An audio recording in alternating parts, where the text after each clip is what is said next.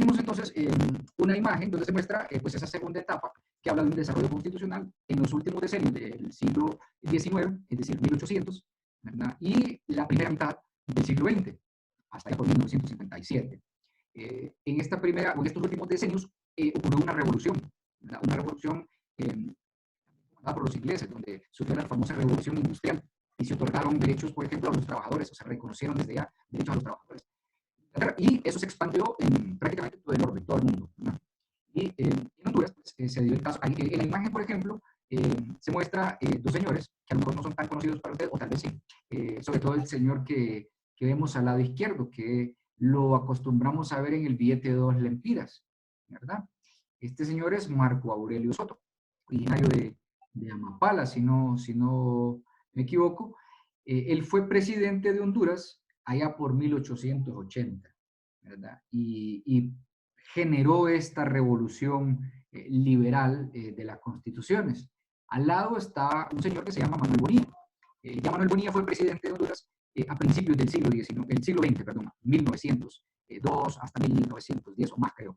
De hecho, con Manuel Bonilla, aparte de que se creó una constitución, cambió esa constitución de Marco Aurelio, también tuvimos lo que es el Código Civil, el Código Civil que todavía utilizamos actualmente. Se dio del gobierno de Manuel Bonilla, que fue allá el Código Civil, pues data de 1906. ¿Verdad?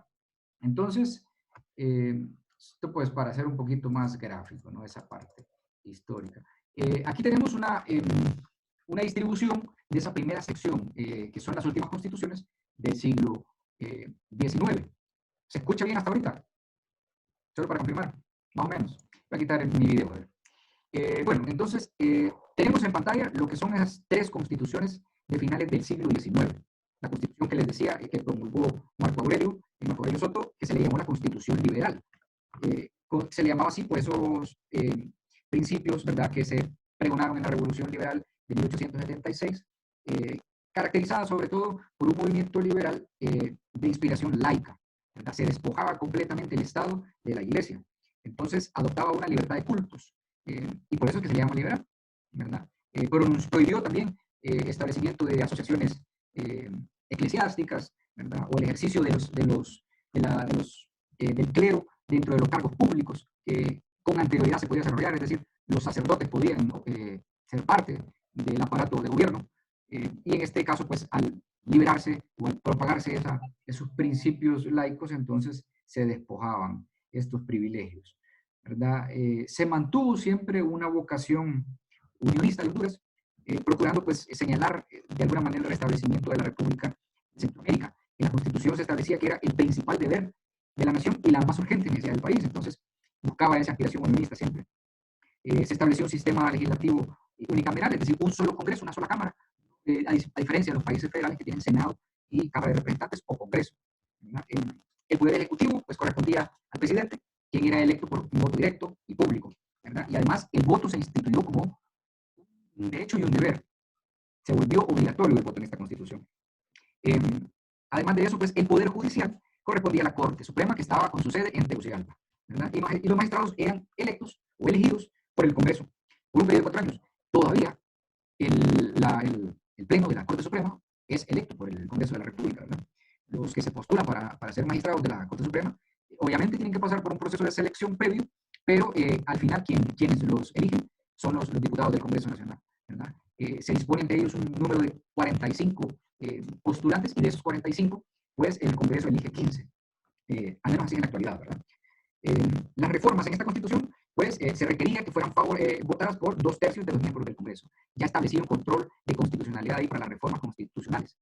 Y además, si se cambiaba la Constitución, ya se establecía que tenía que ser por una constituyente o una Asamblea Nacional Constituyente convocada para ese efecto. A diferencia de la Constitución actual, ¿verdad?, que no habla de una Asamblea Nacional Constituyente para reforma o para modificación de la Constitución. Esa Constitución de más de 100 años, imagínense, sí lo mencionaba. Bien, luego surgió lo que se llamó la Constitución Gloriosa o la Gloriosa, como le decían, que era una constitución política que tuvo 2 periodos. Primero, pues, cuando surgió en 1894. Y se le llamaba la Gloriosa porque disponía, ¿verdad?, de ciertos preceptos donde se establecían pues, trabajos de constituciones anteriores, pero mejorados. ¿sí? Se utilizó mucho lo que fue la parte de la Constitución anterior, la de 1880, pero mejoraban, ¿verdad?, ciertas disposiciones de manera que se avanzaba sobre todo en el otorgamiento de libertades, ¿verdad?, de libertades para los ciudadanos y el respeto de derechos fundamentales, principalmente la abolición de la pena de muerte, porque las constituciones anteriores contemplaban pena de muerte y esta constitución gloriosa abolió, ¿verdad?, de modo absoluto esa disposición. Entonces, por eso se le llamaba de esa manera. Además, introdujo lo que era un recurso de amparo, ¿verdad?, que todavía pues lo encontramos en nuestro ordenamiento. Garantizó también la representación, ¿verdad?, de las minorías mediante un sistema de jurados. En ese momento se dio la posibilidad de los juicios por jurado, cosa que no conocemos actualmente en Honduras, ¿verdad? Pero en otros países como los Estados Unidos, como España, tienen juicios por jurados, ¿verdad? De hecho, pues cuando estuve en España pude presenciar juicios por jurados donde personas comunes y corrientes forman parte de ese jurado, previo a un proceso de selección, ¿verdad? Y es una participación interesante del pueblo en el proceso judicial y de administración de justicia. Entonces, todos esos cambios le dieron a esta constitución ese título de gloriosa, porque le daba facultades al pueblo. Imagínense, le daba la posibilidad de garantizar la vida porque se había prohibido la muerte, le daba la posibilidad de ser representado dignamente mediante procesos de votación popular y pública. Y además le daba la posibilidad de participar en la administración de justicia. Pues aspiraba a muchas cosas esta constitución, ¿verdad? El Poder Ejecutivo igualmente le correspondía al presidente. Como decíamos, se estableció que el presidente en esa constitución no podía ser nuevamente electo, sino hasta 4 años después. Es decir, que si un presidente se elegía por un periodo, no podía ser presidente en un periodo subsiguiente, pero sí podía reelegirse para el periodo siguiente, ¿no? Es decir, vaya, si el presidente Porfirio Lobo se quisiera elegir actualmente, bajo esta constitución podría tener posibilidades, porque ya habría pasado un periodo después de su gobierno, ¿verdad? Pero sí se prohibía la reelección continua. Nuestras constituciones han contemplado la reelección, pero prohibiendo la continuidad. Bueno, se crearon varias reformas, como les digo, procurando darle más fuerza a los derechos fundamentales. Los derechos fundamentales, dicho sea de paso, son todos los derechos relativos a los derechos del hombre y que se enmarcan en la Constitución, que se disponen en la Constitución. Por ejemplo, en Honduras estamos adscritos a los convenios internacionales, ¿verdad?, de igualdad, por ejemplo, de los hombres, y bajo ese mismo, de esa convención de los derechos del hombre y en lo que todos los hombres somos iguales, pero hombres se entiende, hombres y mujeres, ¿verdad? Y cualquier otra denominación, tal como lo contemplan los juristas modernos, ¿verdad? Donde se permite, por ejemplo, en algunos países el matrimonio igualitario, ¿sí? Donde hombres y mujeres hombres y hombres se pueden casar o mujeres y mujeres se pueden casar. Nosotros, a pesar de que estamos adscritos a ese convenio, no tenemos contemplado eso en nuestra Constitución, ¿verdad? Eso no es un derecho fundamental para nosotros. El derecho fundamental para nosotros es que existe únicamente el matrimonio entre varón y hembra, ¿verdad?, hombre y mujer, de distinto sexo nada más. Entonces, esos son derechos fundamentales. Y finalmente, de esas constituciones surge lo que es una constitución política de los Estados Unidos de Centroamérica, miren, de 1898. Es decir, que después de un periodo de aproximadamente 40 años o más, casi 50 años, mejor dicho, se volvió a unir con las naciones centroamericanas y se constituyó lo que eran los Estados Unidos centroamericanos. Otra vez, volvíamos a esa federación y en esa federación hubieron algunos cambios, ¿verdad? Por ejemplo, se pasó a tener 2 cámaras, una Cámara de Diputados y otra de Senadores, porque como éramos un Estado federal, entonces había 2 cámaras. La Cámara de Diputados, pues, se reunían para resolver asuntos de leyes de derecho interno común y la Cámara del Senado, pues, para resolver cuestiones de derecho político, básicamente. Existía un presidente que era dirigido por un poder ejecutivo federal, ¿verdad?, que era el presidente de la República Federal o de los Estados Unidos de Centroamérica, y también había un poder judicial, ¿verdad?, que pues estaba compuesto por la Corte Suprema y que eran elegidos también por el Congreso Federal. Es decir, que en ese Congreso podían haber magistrados de Guatemala, de Honduras, de El Salvador, de Nicaragua. Si habían 6, por ejemplo, podían haber representación de los países que integraban el Estado Unido de Centroamérica. Entonces, ahí se termina esas últimas constituciones del siglo XIX. Luego se da lo que es el desarrollo constitucional en la primera mitad del siglo XX. Con la Constitución Política de 1904, se acaba el Estado federal, volvemos nuevamente a un país pues independiente, por decirlo así, de los demás países. Con esta constitución política es que entra a participar el presidente Manuel Bonilla, que les mencionaba antes, ¿verdad?, y que en 1906, 2 años después de esta constitución, pues obtuvieron el Código Civil vigente. Esta constitución pues disponía en buena medida, ¿verdad?, de un texto inspirado en la Constitución de 1894, la gloriosa, Pues es que cuando teníamos la primera imagen, se hablaba de una primera parte de la Constitución Gloriosa. En esta del 1904 hay una segunda parte de la Constitución Gloriosa, pero sufrieron algunas variaciones. Por ejemplo, suprimía algunas disposiciones como el voto público en un lugar secreto. ¿Sí? Omitía también referirse a la representación de las mayorías y restablecía nuevamente la pena de muerte. ¿Sí? Entonces a esta constitución se le llamó la constitución traidora, porque a pesar de que se amparaba en muchas de las disposiciones de la constitución de 1894, que era la gloriosa, traicionaba, ¿verdad? Ciertas defensas o ciertos derechos fundamentales, eh, como por ejemplo este, ¿no? La pena de muerte. Entonces, por eso se llamó traidora. Se me había olvidado agregar ese calificativo que los autores le daban a esta constitución. El segundo periodo de vigencia de la constitución de 1894 fue de 1908 a 1924. Tuvo un periodo más largo de vigencia. Aquí sí se restableció esa constitución. La constitución traidora solo tuvo una vigencia de 4 años y se restableció la gloriosa.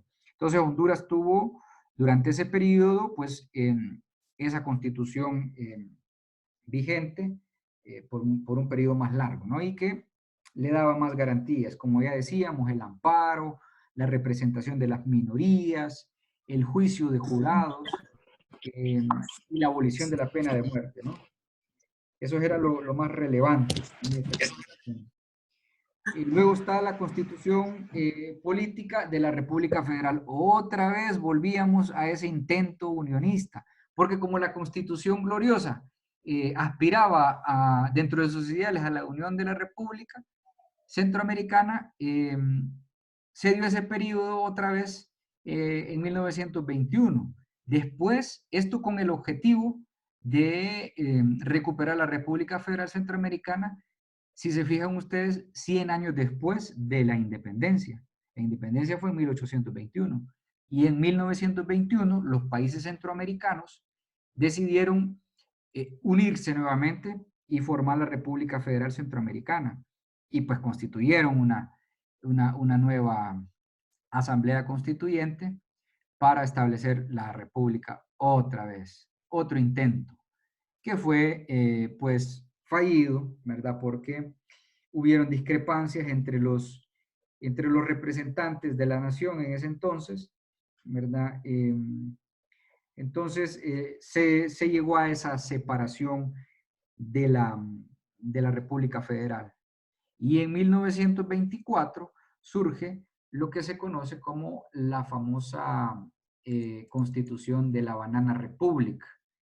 Honduras, si ustedes han escuchado, se le ha conocido o se le conoció a principios del siglo XX como la Banana Republic, porque éramos el país productor de banana, pues si no el primero en el mundo, estábamos en los primeros del mundo, ¿verdad?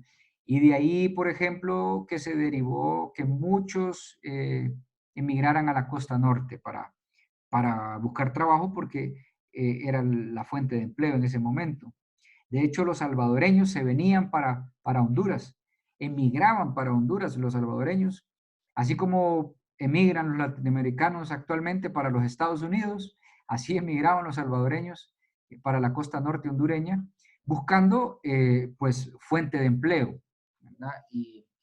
Y fue en ese tiempo que un historiador le dio ese título a Honduras de la Banana Republic, y por eso esta constitución se le llama de esa manera.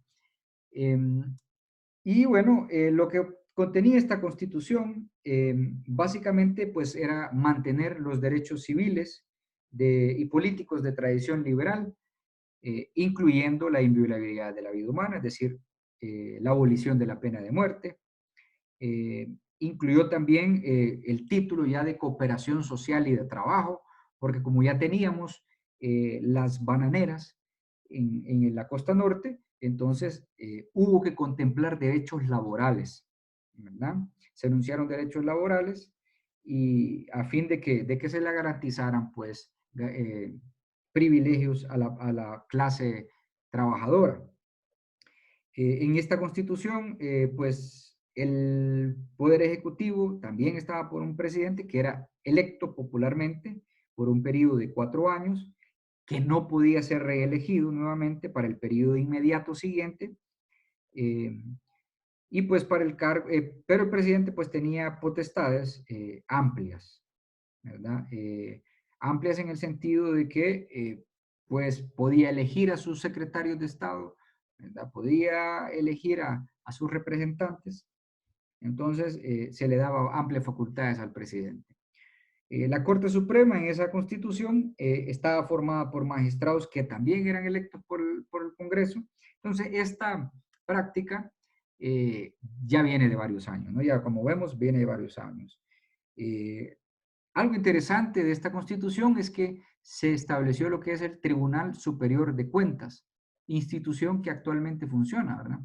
Eh, que pues lo que procura es reafirmar cierta autonomía de las instituciones y garantizar una auditoría, ¿verdad? Una veeduría de lo que hace cada institución del Estado, sea un ente centralizado o descentralizado, concentrado o desconcentrado, ¿verdad?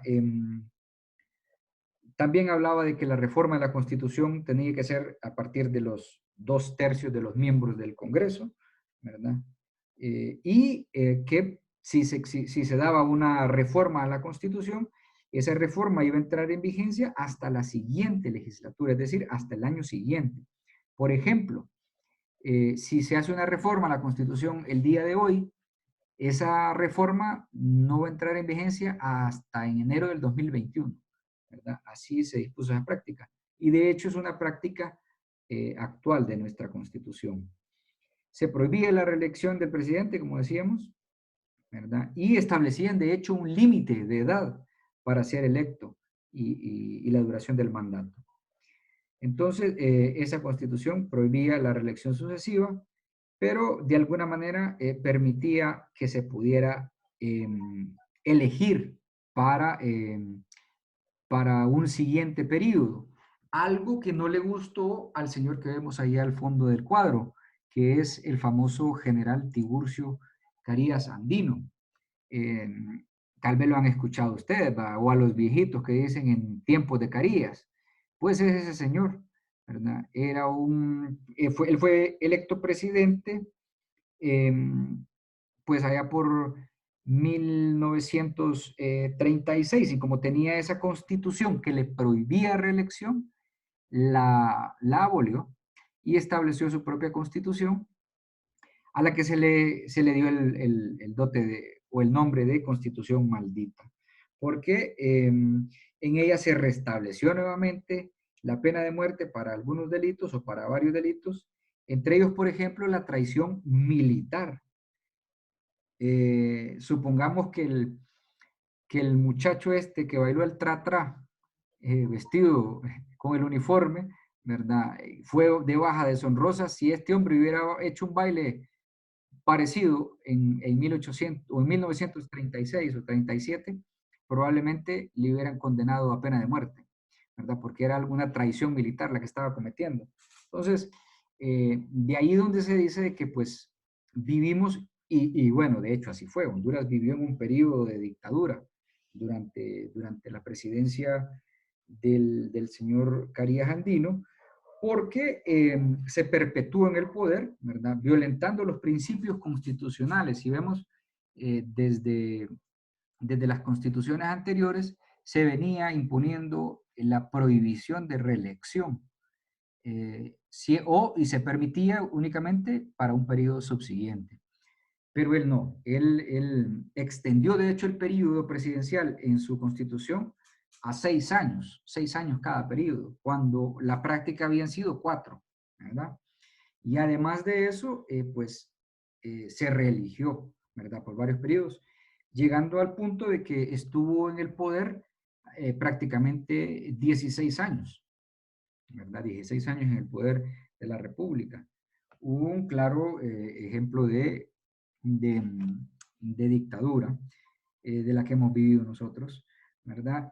Ahora bien, sí se mantuvo el sistema de revisión constitucional, sí mantenía el sistema de revisión o de control constitucional, ¿verdad? Se establecía pues algunas disposiciones referente a la elección, como les decía. La Constitución también decía que era un deber patriótico velar por el indefinido mantenimiento de la paz para que ha logrado mantener el actual gobierno, decía. Por eso es que los viejitos antes dicen, tal vez lo han escuchado, ¿verdad? En tiempos de caídas uno dormía con las puertas de la casa abiertas, ¿verdad? Y no pasaba nada. Y era por eso, porque realmente existía un clima de seguridad, pero un clima de seguridad a costa del sometimiento, porque como este señor le había dado tanto poder a la milicia, ¿verdad? Entonces se, se, se generaba un ambiente de terror, prácticamente de miedo, ¿verdad?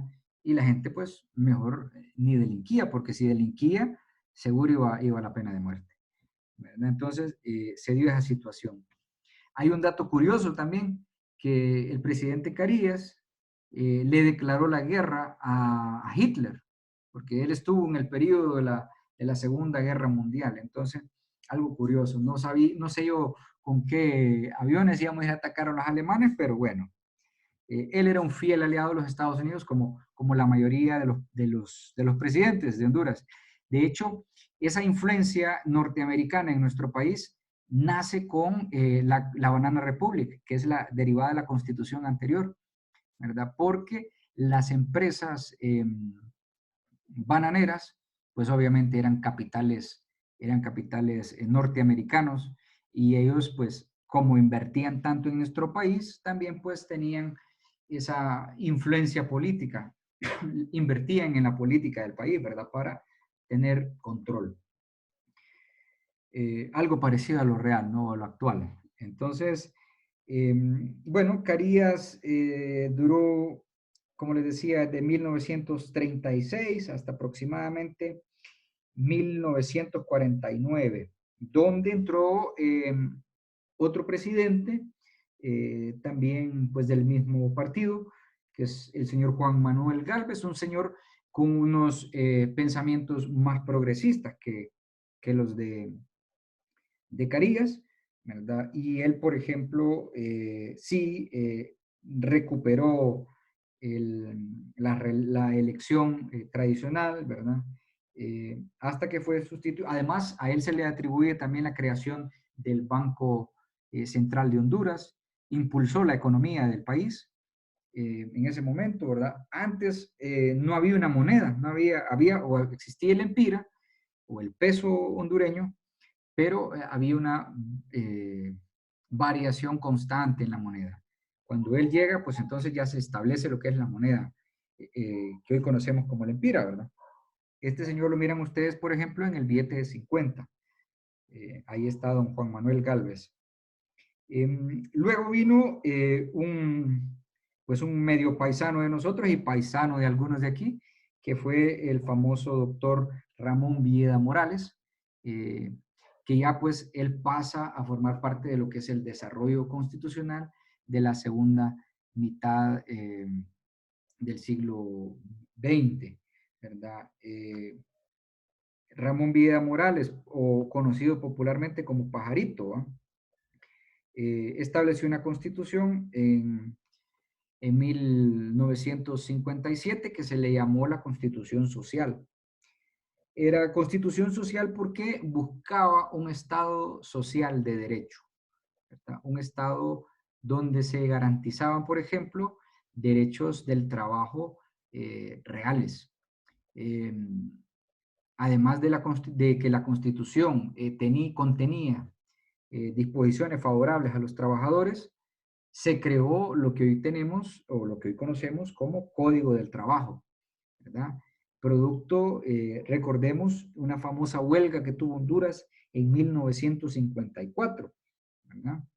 Entonces, después del 54, se da esa constitución en 1957, en el periodo de Pajarito, y él, pues, allá por el 59, si no recuerdo mal, crean el Código del Trabajo, ¿verdad? Donde pues un código que todavía tenemos vigente, que ha sufrido reformas, pero que lo tenemos vigente aún. Entonces, esta es una constitución bastante ejemplar, puesto que recupera, ¿no?, esos derechos que se habían restringido en el periodo de Carías. El título primero, por ejemplo, hablaba de la forma de gobierno, ¿verdad? El segundo hablaba de la nacionalidad, la ciudadanía. El tercero regulaba el sufragio y estableció que debía ser obligatorio, directo, igualitario y secreto, ¿verdad? Además, estableció un Consejo Nacional de Elecciones. Eh, el título cuarto hablaba de los derechos y garantías individuales y era un título extenso porque daba detalle de los derechos civiles y políticos, ¿verdad?, que tenían los ciudadanos.